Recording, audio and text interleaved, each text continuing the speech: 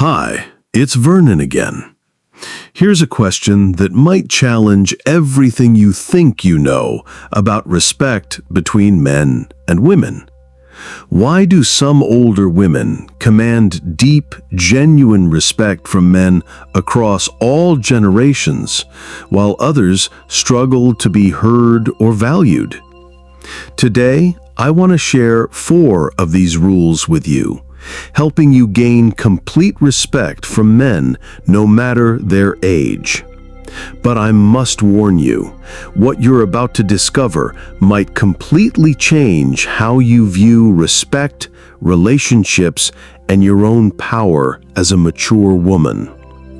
Before we dive in, huge shout out to all of you who have been supporting the channel and leaving insightful comments.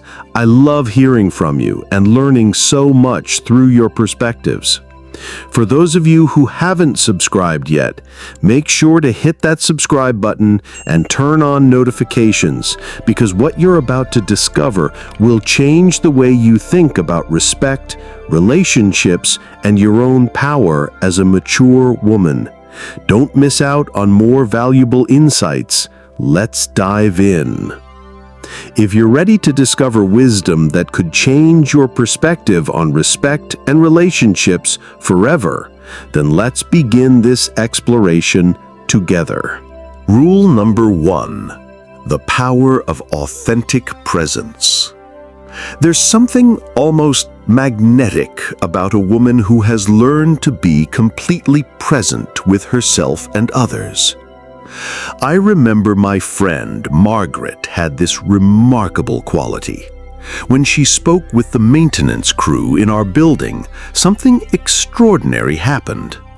These young men, who barely acknowledged most residents, would stop what they were doing and give her their full attention. Not because she was demanding or loud, but because she possessed what I call authentic presence. This first principle that commands deep respect is the ability to be genuinely present in each moment without pretense or performance. It's what the ancient Stoics called prosoche, a mindful attention to the present moment that radiates genuine confidence. Margaret never tried to be someone she wasn't. She didn't dress younger than her age or use slang to fit in. Instead, she embraced her maturity with quiet dignity. When she asked questions, she truly listened to the answers. When she offered help, it came from genuine care, not obligation. This authenticity created a sense of safety that men found deeply attractive and respectable. Research from Harvard Business School shows that authentic presence increases what psychologists call social influence, the ability to affect others' thoughts and behaviors through respect rather than manipulation. When you're truly present, you signal to others that you value them enough to give them your undivided attention. This creates a reciprocal desire to honor you in return. It's not about being loud or demanding. It's about embracing who you are and showing up authentically in every moment. Let me share a few ways you can cultivate this powerful presence. Embrace self-awareness. The first step to cultivating authentic presence is learning to be truly aware of yourself and your surroundings. Take time to connect with your own thoughts and feelings so you can be fully engaged with others without distractions or the need to perform. Practice active listening. When engaging with others, focus entirely on what they are saying. Don't just listen to respond, listen to understand.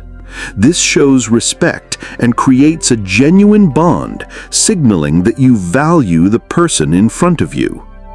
Own your maturity. Let go of the need to conform to societal expectations or act younger than your age. Embrace your experience in wisdom with pride. This quiet confidence will naturally draw people in and earn your respect. Be present in the moment. Whether it's a conversation or an interaction, give your full attention. Small acts of genuine presence, like making eye contact and showing care, will increase your social influence and help you command respect without needing to demand it. What are some moments when you felt truly respected for just being yourself? Share your thoughts in the comments below.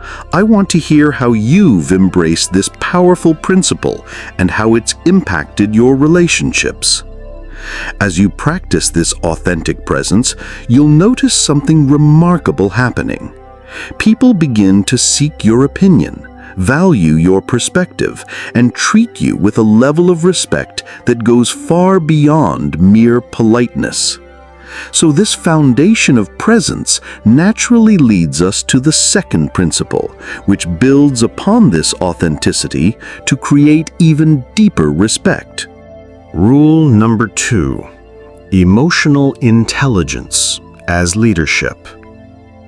Building on the foundation of authentic presence, there's another quality that transforms respect from surface-level politeness into something much deeper.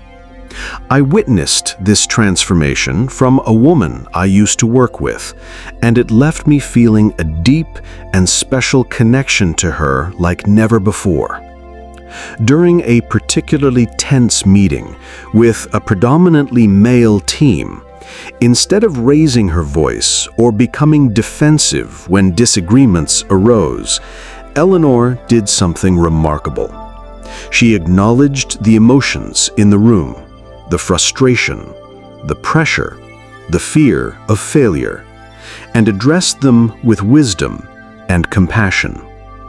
Men deeply respect women who can navigate emotional complexity with grace and wisdom. This doesn't mean taking on the role of everyone's therapist or suppressing your own feelings for the sake of others. Rather, it's about recognizing that emotional intelligence, being able to read situations, understand feelings, and respond thoughtfully, is a powerful form of leadership. This type of emotional awareness creates a safe space in relationships, allowing both partners to feel heard, understood, and respected. It fosters trust, encourages open communication, and strengthens the bond, making it easier to work through difficult emotions together. When a conflict arose between two team members, Eleanor didn't take sides or try to fix everything. Instead, she asked thoughtful questions that helped each person understand the other's perspective. She validated feelings without enabling destructive behavior. She showed that wisdom comes not from having all the answers, but from creating space for solutions to emerge. This is exactly why I developed deep respect and a strong connection with her. Not long after, we officially started dating and spent the peaceful days of our later years together. Neuroscience research from the University of California shows that emotional regulation activates the prefrontal cortex, the part of the brain associated with executive function and leadership. When you demonstrate emotional intelligence, you're literally showing others that you have the mental capacity to lead and guide, which naturally inspires respect. The practical application of this principle is what I call emotional spaciousness. Instead of reacting impulsively to difficult situations, take a moment to pause and ask yourself, what emotion is driving this person's behavior? More often than not, aggression is a mask for fear, criticism stems from insecurity, and anger covers up underlying hurt. By responding to the root emotion rather than reacting to the outward behavior, you show a deeper level of understanding and wisdom. This thoughtful approach not only diffuses conflict, but it also commands respect, as it reflects emotional maturity and empathy.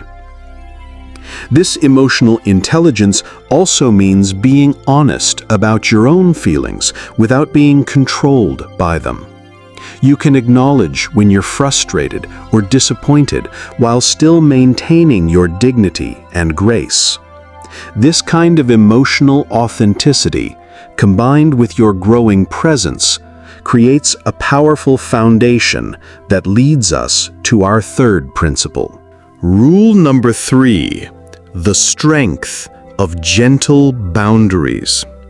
As we've explored the importance of authentic presence and emotional intelligence, we naturally arrive at perhaps the most misunderstood yet essential aspect of earning respect: the art of setting boundaries. What makes setting boundaries so powerful is that when done with grace and consistency, it creates more respect than being harsh or rigid. Gentle boundaries communicate to others that you value yourself and your needs, but also that you respect them enough to create space for healthy, honest interactions. When you establish these limits, you demonstrate qualities that men instinctively admire: self-respect, a clear sense of purpose, and the ability to stand firm in your beliefs without being harsh or confrontational. The key word here is gentle. Gentle boundaries are not about being weak, apologetic, or passive. Instead, they come from a place of self-love and inner strength, rather than anger or fear. It's about calmly setting expectations that allow both parties to feel safe, respected, and heard. This approach preserves everyone's dignity and ensures that the relationship remains balanced with room for growth and mutual understanding. By setting gentle yet firm boundaries, you encourage others to respect you, not because you demand it, but because you model it with confidence and clarity. Practically, this means learning to say no without lengthy explanations or apologies. It means addressing disrespectful behavior immediately but calmly. It means understanding that when you respect yourself enough to maintain your boundaries, you teach others to respect them too. Here's how you can practice the strength of gentle boundaries in your relationships. Learn to say no with confidence. Practice saying no without over-explaining or apologizing. It's a simple but powerful way to communicate your needs while maintaining your dignity and respect for others. Address disrespect calmly. When someone crosses a boundary, address it immediately, but with calmness and clarity. This shows that you're firm in your limits without resorting to anger or defensiveness. Set clear expectations. Be upfront about what is and isn't acceptable in your relationships. When you consistently communicate your boundaries, you create a safe and respectful environment for both you and others. Model respect for your boundaries. By consistently honoring your own boundaries, you set a clear example for others to follow. This reinforces the message that your needs are important and deserving of respect. If you found these insights helpful, make sure to give this video a like and share it with someone who could benefit from learning how to set gentle boundaries. Don't forget to save this video so you can come back and reflect on these powerful tips whenever you need a reminder on how to command respect with grace and confidence. Let me recap what we've discovered so far. Authentic presence creates the foundation for respect. Emotional intelligence builds trust and admiration, and gentle boundaries establish your value and standards. These three principles work together to create a powerful presence that naturally commands respect. But there's one final principle that ties everything together and elevates respect to its deepest level. Rule number 4. Wisdom through graceful acceptance. This creates the deepest respect, is perhaps the most profound. The wisdom that comes from graceful acceptance of life's realities.